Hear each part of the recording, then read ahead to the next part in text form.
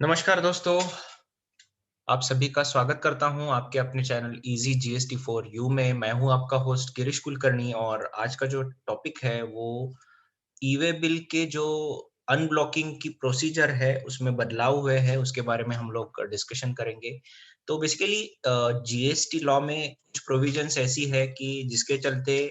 अगर आपके दो कोई भी टैक्स पीरियड मतलब 2 मंथ के जीएसटी और 3B अगर फाइल्ड नहीं है तो इसके चलते आपकी ई वे बिल की जो जनरेशन की फैसिलिटी है वो ब्लॉक की जाती है as per the provisions of rule 138 E A and B. तो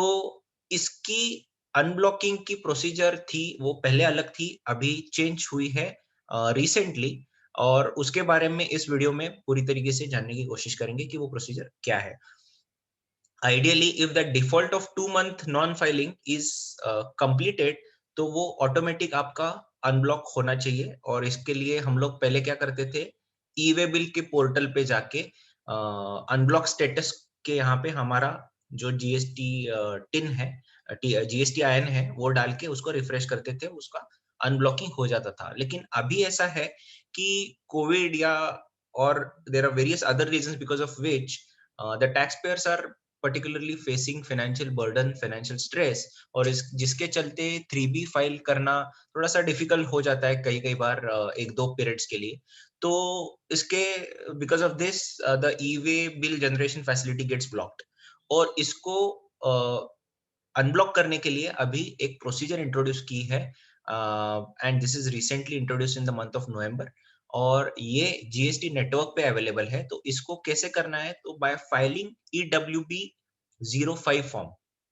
वो क्या है इसके बारे में हम लोग देखेंगे। अभी ये फैसिलिटी 28 नवंबर 2020 से ऑनवर्ड्स शुरू हो गई है और इसको आपको क्या करना है, आपको जाना है आपके जीएसटी लॉगिन के क्रेडेंशियल्स डाल के लॉगिन करना है। लॉगिन करने के बाद जो सर्विसेज करके कैटेगरी है उसमें यूजर सर्विसेज में माय एप्लीकेशन में जाना है और उसमें लास्ट ऑप्शन है आपका application for unblocking of E way bill, उसको आपको सिलेक्ट करना है और उसको सिलेक्ट करने के बाद new application right hand side में without putting the dates new application पे क्लिक करना है। तो EWB 05 का फॉर्म आपके स्क्रीन पे खुलेगा। उसमें आपको जो पर्टिकुलर डिटेल्स है वो आपको डालने हैं, इंफॉर्मेशन डालनी है। इंफॉर्मेशन को कोरिलेट करने के लिए आपको कुछ आपके डॉक्यूमेंट्स अगर अटैच करने हैं तो वहां पे अप टू 4 डॉक्यूमेंट्स आप पीडीएफ अटैच कर सकते हो, जैसे कि उधर there are various reasons which are given such as acute financial problem है या you assure the authorities that you will file the GSTR 3B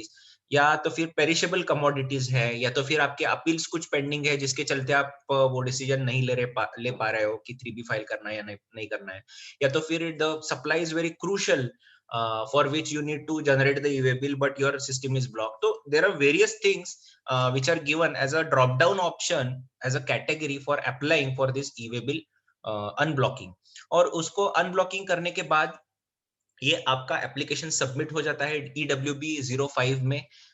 जिसको आपका जो प्रॉपर ऑफिसर है वो असेस करेगा। असेस करने के बाद if he feels that there is a requirement of a personal hearing so a notice will be issued to you. जो नोटिस आपकी व्यू नोटिस में या व्यू एडिशनल नोटिस में जाके ट्रेस आप कर सकते हो और उधर नोटिस देख के आपको नोटिस के टाइम पे पर्सनल हियरिंग पे अगर बुलाया है तो पर्सनल हियरिंग अटेंड करना पड़ेगा आपको या आपके ऑथराइज्ड रिप्रेजेंटेटिव जो आपके चार्टर्ड अकाउंटेंट है या आपके लॉयर है या आप जो भी है कंसल्टेंट है उनको अपियर होना पड़ेगा और अपियर होने के बाद जो भी आपको आपको डिटेल्स फर्निश करने को बोलेंगे ऑफिसर, उस हिसाब से इंफॉर्मेशन और डिटेल्स फर्निश करनी पड़ेगी और उसके बाद आपका ऑर्डर पास हो जाएगा EWB 06 में by the officer if he thinks that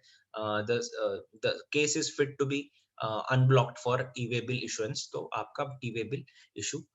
हो जाएगा। ये था दोस्तों procedure of unblocking e way bill. This is a new procedure started from 28 November 2020। I hope this video helps you to understand that procedure and work on it. If you like the video, please do press the like button and don't forget to subscribe to our channel and share this video to your friends. Thank you so much for your patient listening and watching the video. Thank you.